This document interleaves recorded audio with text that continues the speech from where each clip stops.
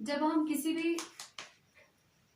किसी भी जानदार को क्लासिफाई करते हैं तो क्लासिफिकेशन की जो बेसिस होती है वो ये होती है कि जो ऑर्गेनिज्म है उनके अंदर सिमिलैरिटीज कितनी है और डिफरेंसेस कितने हैं। जो सिमिलर ऑर्गेनिजम्स होते हैं उनको एक ग्रुप में रख लिया जाता है और जो डिफरेंट होते हैं उनको डिफरेंट ग्रुप्स में रख लिया जाता है। बल्कि फॉर एग्जांपल जो इंसेक्ट्स हैं और इसके अलावा बर्ड्स जिसमें स्पैरो और पिजन्स आ जाती हैं, इनमें है तो सब में विंग्स, तो ये एनिमल्स में आएंगे, लेकिन इनके जो इंटरनल स्ट्रक्चर है वो डिफरेंट है। इस वजह से जो बर्ड्स हैं जिसमें पिजन एंड स्पैरो आ जाती है वो अलग ग्रुप में आएंगे और जो इंसेक्ट्स हैं वो अलग ग्रुप में आएंगे।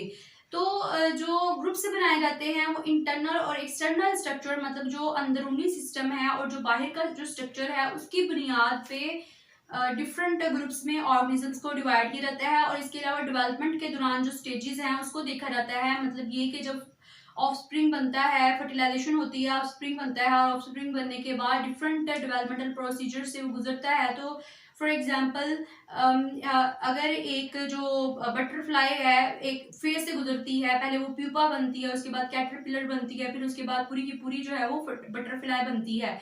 मतलब ये कि ये इसकी स्टेजेस हैं डेवलपमेंट की। तो डेवलपमेंट की जो स्टेजेस हैं इसके अकॉर्डिंग भी डिवाइड किया जाता है ऑर्गेनिजम्स को डिफरेंट ग्रुप्स के अंदर।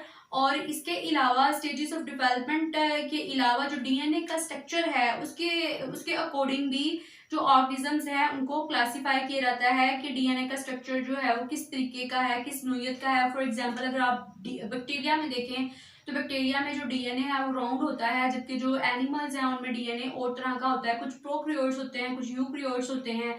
तो इन खसूसियात की बुनियाद पर डिफरेंट ग्रुप्स बनाए जाते हैं और जो सिमिलर ऑर्गेनिजम्स होते हैं उनको एक ग्रुप में रख दिया जाता है। फॉर एग्जांपल जितने भी एनिमल्स हैं उनको एक लार्ज स्केल पे अगर इकट्ठा करना पड़े तो उनको एनिमल्स कह दिया। और जो प्लांट्स है जो फोटोसिंथेटिक है जो अपनी खुराक खुद तैयार करते हैं उनको एक ग्रुप में रख दिया जिनको प्लांट्स का नाम दिया।